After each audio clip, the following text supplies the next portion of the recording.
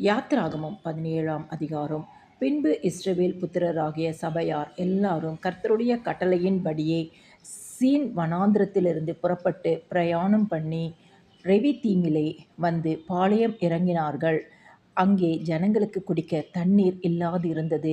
அப்பொழுது ஜனங்கள் மோசேயோடே வாதாடி, நாங்கள் குடிக்கிறதற்கு எங்களுக்கு தண்ணீர் தரவேண்டும் என்றார்கள். அதற்கு மோசே, என்னோடே ஏன் வாதாடுகிறீர்கள்? கர்த்தரை ஏன் பரீட்சை பார்க்கிறீர்கள் என்றான்.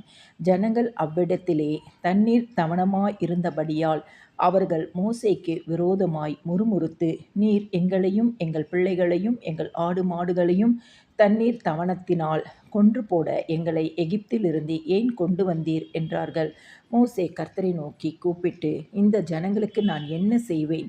இவர்கள் என்மேல் கல்லெறிய பார்க்கிறார்களே என்றான். அப்பொழுது கர்த்தர் மோசேயை நோக்கி, நீ இஸ்ரவேல் மூப்பரில் சிலரை உன்னோடே கூட்டிக் கொண்டு நீ நதியை அடித்த உன் கோலை உன் கையிலே பிடித்து கொண்டு ஜனங்களுக்கு முன்னே நடந்து போ. அங்கே ஓரேபிலே நான் உனக்கு முன்பாக கன்மலையின் மேல் நிற்பேன். நீ அந்த கன்மலையை அடி. அப்பொழுது ஜனங்கள் குடிக்க அதிலிருந்து தண்ணீர் புறப்படும் என்றார். அப்படியே மோசே இஸ்ரவேல் மூப்பரின் கண்களுக்கு முன்பாக செய்தான்.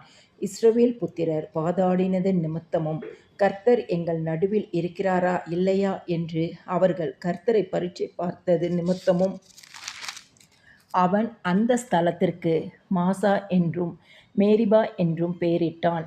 அமலேக்கியர் வந்து ரெவிதீமிலே இஸ்ரவேலரோடே யுத்தம் பண்ணினார்கள். அப்பொழுது மோசே யோசுவாவை நோக்கி, நீ நமக்காக மனிதரை தெரிந்து கொண்டு புறப்பட்டு அமலேக்கோடே யுத்தம் பண்ணு.